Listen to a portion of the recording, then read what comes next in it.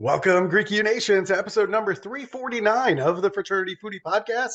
I'm your host, Mike Ayalon, CEO of Greek University. I'm a speaker and an author. Our third book is called From Letters to Leaders, Leveraging Your Fraternity or Sorority Experience to Land Your Dream Job. So go and pick up that book on Amazon today. We call these episodes the Fraternity Foodie Podcast because there is nothing like great food to bring college students together. Fun fact, I love using LinkedIn, and I get a ton of business referrals and podcast referrals on that platform. If you're a student listening right now and you don't have a LinkedIn account, please go and set one up right now. I need you to use a professional photo. I need you to use keywords that are relevant in your industry in that bio. And I need you to start building up your network from previous employers and students, even start getting recommendations on LinkedIn from people who have worked with you, and start posting in your feed all of your observations about the industry that you are targeting after graduation. This is an excellent, excellent tool, and we have an expert here today to tell us more about it. Our next guest is Josef Stetter. For over 16 years, Josef has incorporated humor, energy, passion, and full self-expression into his personal and professional life. He is an award-winning and international best-selling author of 11 books. He did not know what he wanted to do when he grew up, so he switched careers 9 times and switched jobs 18 times. Personally, he's helped over 11,000 people find a job that they love with a 90% success rate of finding anyone employment in any field in under 3 months with proven systems. Welcome to the show, Josef. Thank you very much, Michael. I'm very excited to be here. Excellent. It is an honor to have you on the show. And anytime we can talk about getting jobs, I am all for it, because Gen Z, that is the number one thing that they are concerned about in terms of the future, is finding a job and getting paid and making money. And Absolutely. That is all they're focused on. So I can't think of any better topic than the one you're about to talk about. Yes.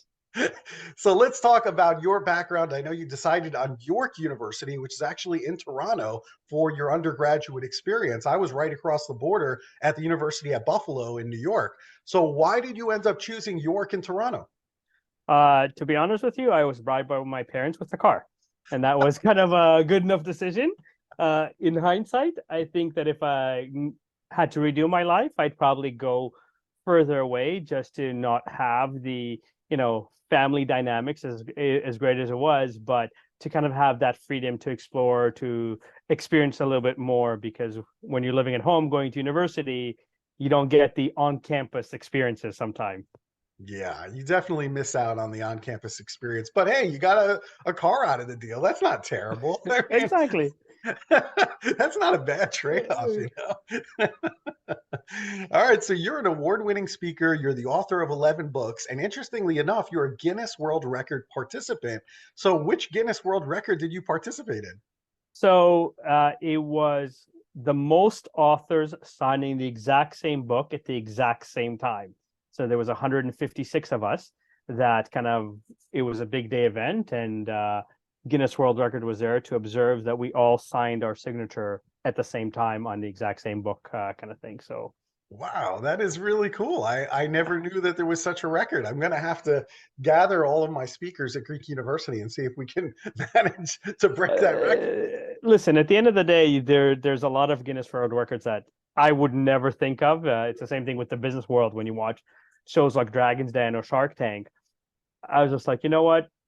Not in a million years would I come up with this idea, because it's not on my radar of things that I need to worry about or think. My brain's focused on helping people land their dream job. And, I deal it both from the individual job seeker as well as on the corporate side for organizations that cannot find good people, for example, on their own. So, my life is dedicating to make a difference in that and making an impact on the world. That's fantastic. I love your life mission. I think that's amazing. And you obviously did not know what you wanted to do when you grew up. You switched careers 9 times and jobs 18 times. I think a lot of college students think that success is a straight line, but you and I both know that it's actually not. There's a series of left turns, right turns, U turns, all kinds of changes in life. And we just kind of have to go with the flow sometimes. So, what is your advice to college students who have absolutely no idea what they want to do in life professionally? So I will start with this. Coming from a Jewish background where, education, education, education is the most important, right? I studied all sciences in high school, finished high school. So I was like, I don't really like sciences. So unfortunately, my advisor was, why don't you study economics? And I went, okay. Didn't really understand what economics was, which is calculus, basically. And so it kind of led me on a path where I did a career to please my parents. I did a career because I was chasing the money. I did a career because it was there, kind of thing. It wasn't necessarily that I took inventory of, let's say, day to day, do I enjoy being in front of a computer and looking at the screen, or do I enjoy interacting with people? So you need to, for students that are kind of exploring this, in university, especially in business school, they teach you work for a company for 3 to 5 years, leave on good terms, go see if the grass is greener on the other side for at least a year. And if it's not, come back to the employer. That's when you'll get the promotion and the raise.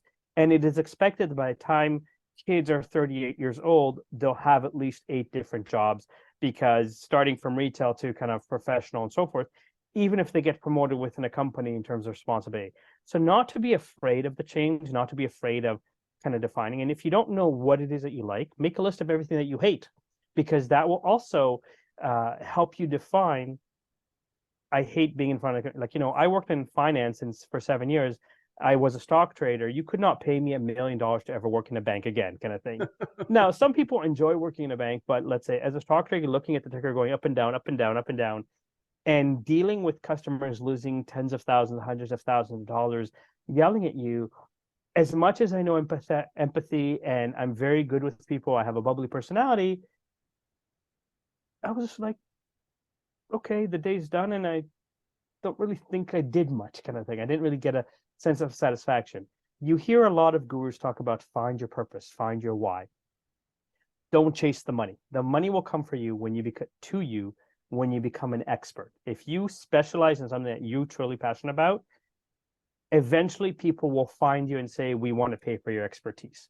And I think that's one of the biggest things for student is don't just get a good job, because pandemic proved that there's no such thing as job security anymore, because during the pandemic, 65 million people in North America lost their job. So, if you enjoy, if you're going to be an accountant because your parents are forcing you to be an accountant and you're kind of miserable at it, do it because it's a great background, but then find something that you can use those accounting skills to do leadership or to do other aspects of life or business that will excite you and inspire you. I think that's where there's a massive gap today. That's the best advice I've ever heard for college students who really don't know what they want to do. That's an incredible answer, and you're absolutely right. I got a degree in accounting, and then I started doing debits and credits for a living in the real world, and I absolutely hated it. I was so miserable because I have this creative part of me, and had I written down this list of things that are important to me, creativity would be one of them. But if you're a creative accountant, you know what happens to creative accountants? They go to jail. So, it's like, oh, WorldCom and Enron. Yeah, exactly. There, we had those examples. As much as the accounting standards are changing, again, there's elements of every job that people will go, I love this. And there's elements of every job where, like, even you for Greek University, as the CEO of Greek University, I'm certain there's elements of the job that you're like, this is why I have experts around me to do this part, because, like, let's say the legalities, we have a good lawyer, because I might be curious about legalities, but I don't want to read document after document after document for all the fine print. And this is why I hire an expert for it. And in my business, it's the same thing, where there are certain things that I kind of go, look, I understand, let's say, the importance of social media marketing, but I'm not an emoji guy that puts, emojis on text messages or messaging there. So I have a marketing team that knows how to pick the stock images for my videos and knows how to put the emojis on and so forth. I create the content, it's mine because I'm very passionate about sharing my message, but I let them do what they need for the algorithm side of making the marketing work and SEO and so forth. So similar accounting, like, it's one of those things. I pay for good accountants to summarize and give me here's the Coles notes of what you need to know is going on in your business so that I can make decisions in terms of expansion, in terms of resources, because I have a complete picture without me looking at every receipt and going, okay, carry the one, put this over here. 100% makes total sense to me. I agree with you completely. I still do my own taxes personally and for the business, but that's about it. But it does serve as a good foundation as an entrepreneur that I understand how to read an income statement and a balance sheet, and I understand how to make business decisions using that foundation. So I think it's all helpful. It certainly wasn't a waste of time. It helped me to be a really good entrepreneur, but it's not what I want to do every single day. Exactly. Now, you have what's called the Land Your Dream Job Now program, and it has helped over 25 people get hired in as little as 2 days. How do you put together a resume that helps people to get noticed? So I'll start with what I call the 5 cardinal sins of a resume, and then I'll explain what I do as part. So the first sin is using Times New Roman, Arial, or Calibri as your font, because those are the default fonts on Microsoft Word. And what happens is you end up looking like everybody else. The second is to use the black dots, hyphens, or squares as your bullet points, because again, those are defaults. So if you remember the movie Legally Blonde with Reese Witherspoon, aka Elle Woods, right? She sends a pink scented resume to Harvard and also to the internship. And everyone looks at it and goes, it's pink and it's scented, but they remember it. So adding a little personality, like your favorite color to your headings, changing the bullet points where you can go to bullets and choose like a diamond or a check mark or something that's a little bit more kind of thing, where it's not over the top. You can go to insert text box in Microsoft Word and kind of format your resume so that it reads perfectly. Now, the sad reality is that most employers spend between 8 and 30 seconds reading your resume, which means they read the top third to the top half of the first page, right? I remember when I was working in finance, and I'll get back to my other 3 points in a second. After 9/11, I was downsized from Fidelity Investments, and I went to reapply to now known as Invesco. Back then, it was AIM Trimark.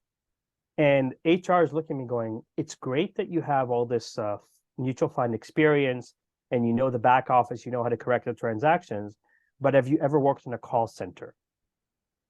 And I looked at her and said, if you flip to page 2 of my resume, I worked in your call center for 6 months. Right. And she was like, oh, yeah, there it is, kind of thing.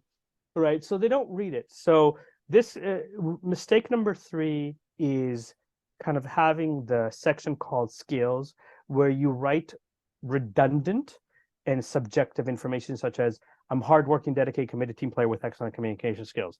In 20 years of recruiting, I've met very few people that say, listen, I'm lazy, I'll show up late. None of my work will be any good, and I really hate people. Please hire me. The only time you can get away with that is if you're related to somebody in the company or you're having an affair with them, right? So it's redundant to say you're hardworking, because your definition of hardworking, Michael, and my definition of hardworking could be very different. So we jokingly talked about accounting. So during tax season, an accountant is required to work 80 hours a week. So what's hardworking? 100?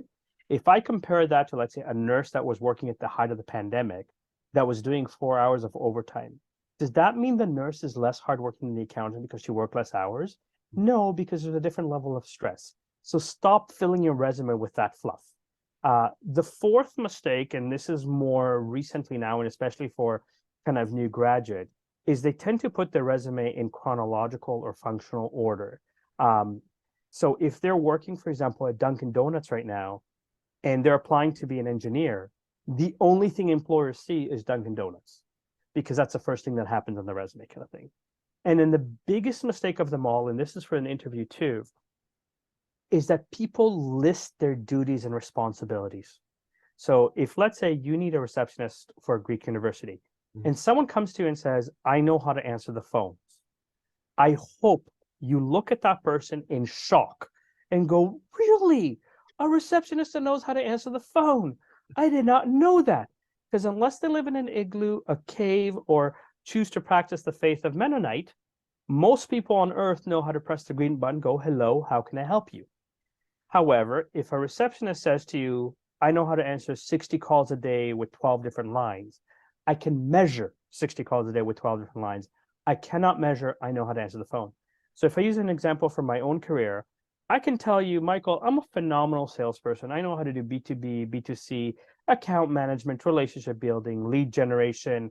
I've worked in retail. I've done door-to-door sales. I've done street sales. I've done car sales. I've worked in private colleges. I've worked in recruiting. I know how to do sales. I've given you a lot of lingo, but I haven't proven to you if I know how to sell. However, if I say to you, I worked for a private college that when I came in did $530,000 in sales for the entire year. In 1 month, I generated $860,000 in sales for them. Which one would impress you or convince you more that I know how to sell? The first one with all the words, or the second specific example? Specific examples with data. Right. And so these are the things that students don't understand, that if you don't have a lot of experience, give me data on your academics, give me data on your volunteer experience, give me data on your extracurricular activities. Like if you participate in sports and you've been an MVP, if you've, been the captain, if your team won give me data. There's so much data that can be manipulated from every angle, that's what's going to make the difference. Because when you give data, the only thing that should be left is, do they like your personality or not, rather than can you do the job or not?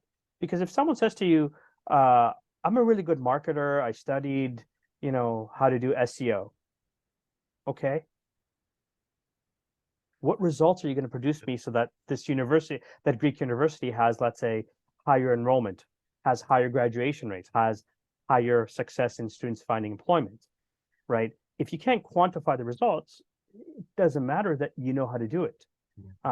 Right? If you've written 1,000 resumes and not a single one of them got hired, okay, you wrote 1,000 resumes, but clearly the resumes aren't that good, kind of thing. So there is quantifiables that in any industry you have to measure, and most students don't think there. So I usually ask students, okay, what is one of your achievements? And then write that on your resume. Or if you are working part-time, if you go to your family, you go to your partner and say, oh my God, you won't believe the day I had today. I had this huge problem I had to solve. It took me 3 hours, but I figured it out and I did this, this, and this. Those are the stories that will get people excited on your resume. And those are the stories that most people, when they write a resume, kind of go, it's part of my job, so why would I talk about that? But that's what sells. So when I write resumes, I write semi-functional resumes, because I do a highlight reel. Like, here's my selected achievements or contributions to integrations. Here's what you need to know about it. Here's the results that matter to this job, so that no one's paying attention. Oh, you're working at Dunkin' Donuts. Nobody cares, kind of thing, right? Unless you make it relevant. Can I share a quick anecdote of making it relevant, if Sure. that's okay, Mike? Of course. So I'm an avid salsa dancer. I've been dancing on and off for about 15 years. And when I first started dancing, I had a salsa partner who was in college studying to be a graphic designer. And there was an internship for one of the biggest telecom companies in Canada called Bell. And she calls me up. She's like, oh, I really, really, really, really want it. And I kind of had fun. I was like, you really, really want it? She's like, yeah, I'll do anything. I'm like, okay, great. I'm like your Mr. Miyagi from a Karate Kid, wax on, wax off, whatever I tell you, you do. So the word graphic and design are in your job title. You're not allowed to send a black and white cookie cutter resume, right? So we made her resume green. Instead of having the black circles or dots as her bullet points, we had like a little dancing guy there. Now, she was a barista at a Second Cup. It's a coffee or company in Canada. And I showed how that was graphic design because she did the latte. So she sent the resume in.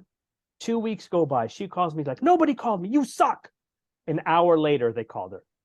The director called her personally and said, listen, we're so sorry it's taken us so long to call you. We received 7,400 applications for 20 unpaid internship. Your resume was one of our favorite. And because we received so many applicants, we're going to do a 3-interview process. Your first interview is going to be in 2 days. So she comes back, oh my God, they called me. What do I do? I'm like, first, apologize, right?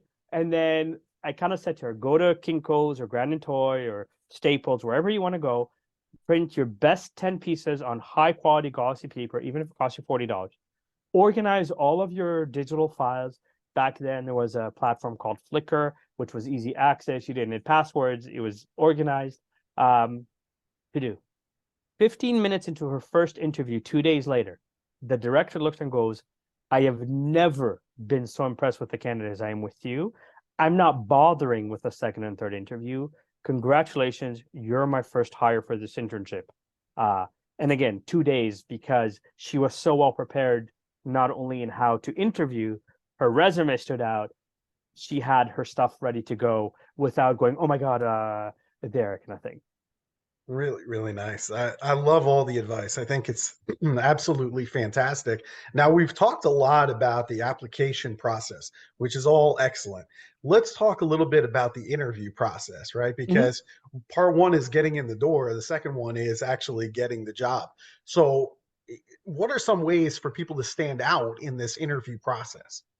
So I'll kind of share it because I've broken down the interview into 7 simple rules, Okay. right? That kind of guarantee results. And when I say guarantee results, I've been hired for positions that I have 0 qualifications for because I know how to interview better than other candidates. Now, the first thing to do with the interview is come in with confidence, right? Confidence that you already have the job. So if you're already working part-time and someone wants to promote you, the employer is not going to come and say, Michael, you're doing a great job. We'd like tell me about yourself because we're thinking about giving you a little bit more money, a little bit more responsibility. They're saying, Michael, you're doing a great job. Would you like more responsibility, maybe some more money? So come in with the confidence that you already have the job. It's no different if you approach to ask somebody out and you're like, hi, can I get your number? What are my chances? Slim and none. The reason I say slim is because somebody might be very physically attracted to you, so I'll give you a few minutes to try and convince them. It's no different in a job. If you come to a job going, please, please, please give me a job, I'm really hardworking, one of 2 things will happen. Number one, you're not getting the job because you don't have confidence in yourself. And number two, you'll get the job, but you'll get paid minimum wage because you're undervaluing what you're worth, and the company knows you're desperate, so they'll take advantage of not paying you. For new graduates, they don't need to start at the bottom. They don't need to be desperate. They need to show, here's what I bring to the table. Here's, let's say, what I studied. Here's the results I produced. Like I did this case study. I got an A+ on it. Here's what I did. Here's the analysis I did. Here's the results I can produce for you. When you focus on results, you get away from autoresponding, right? And this is where most interviewers that don't know how to interview very well tend to start an interview with, okay, Michael, tell me about yourself. It's one of the most useless, loaded questions that exists, right? Because most people just start rambling. Oh, I have 2 beautiful siblings and I love to read and I love to travel. That has nothing to do with the job unless you're required, let's say, to travel for the job. So if someone asks you in an interview this wonderfully useless question, smile, look them in the eyes or right above the eyebrows. It's a martial arts trick kind of thing. So you get peripheral vision. Person still gets the respect they deserve. And ask them, where would you like me to begin? Whatever they tell you to begin, the company have just told you, this is important. This is what you'll do on the job. Otherwise, we wouldn't care enough to ask you about it. Similarly, if you give an example and the interviewer says to you, can you expand on that example? Or can you give me a second similar example? Ding, ding, ding. You just said the right thing because the employer has given you a hint that you're saying what they need to hear to get hired, kind of thing. Very good. Excellent advice. Yeah, I really like starting that out with a success story. And I think you need to just really think about that before you even get into the interview and come up with something really good. So that way, when they ask you that question, which is it's a really bad loaded question. But when But they ask you again, the question, you already know how you're going to respond. And so but think if you about those things before you but even if sit you wrote down. your resume with, let's say, your 5 highlights, right? Yeah. Like I did this, this, and this.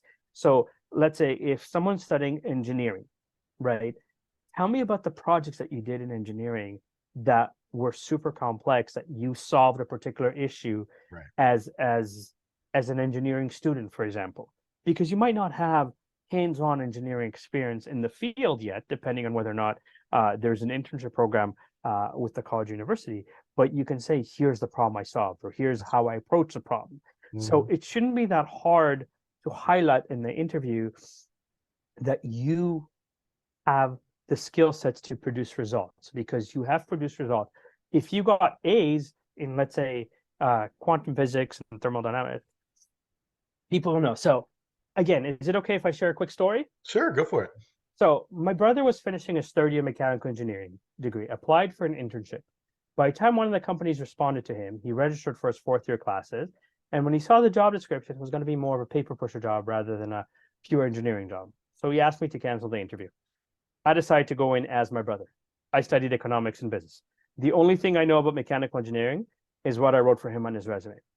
My first interview, there was 100 students from 4 major universities in Toronto, kind of competing for the job. Within 45 minutes, human resource called me back, said, we love you. We need to come back for a second interview. I said, all right, let's see how far I can take this. My second interview was with the manager of the department that I'd potentially work with. Now, I spoke the truth about my brother's resume. My brother was on a team that designed a wheelchair for third world nations that used a tank chain so it can go on any terrain. Came second in Ontario for the best mechanical engineering project of the year, won $500 from a major bank, told the manager I studied thermodynamics and quantum physics. To this day, I have no idea what those are. Didn't even leave the parking lot. The manager called me and said, I adore you. I need to come back for a third and final interview. Out of 100 candidates, I made it to the final 3. I was the first one in at 8:30 in the morning. The manager walked over to me and goes, here's your offer letter. The job is yours. All you have to do is pass this mechanical engineering test. I looked at him. I looked at the test. I looked at him. I looked at the test. I'm like, I can't do this test. Manager looked at me and goes, I know you're nervous. Let me help you. He solved the first 2 questions for me. Right? I looked at him. I said, I am so sorry for wasting your time. I guess I'm a lot more comfortable with the design than I am with the calculations.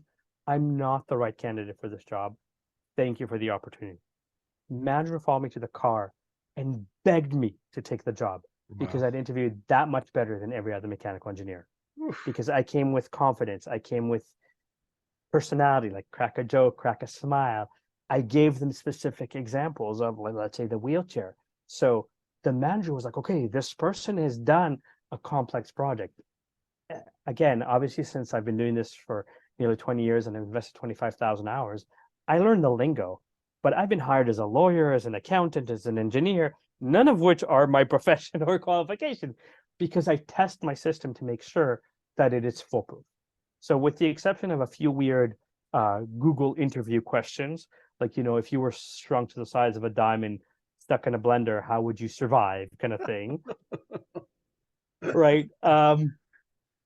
There isn't an interview question I don't know how to answer, but my system will answer 98% of all interview questions. The only exceptions is if, let's say, an interviewer understands psychology and says to you, if you had the opportunity to meet 3 people that are dead or alive, who would you choose to meet and why? Where you can have a conversation with them, spend a day or 2 with them, or just observe them, learn from them. Who would choose and why, right?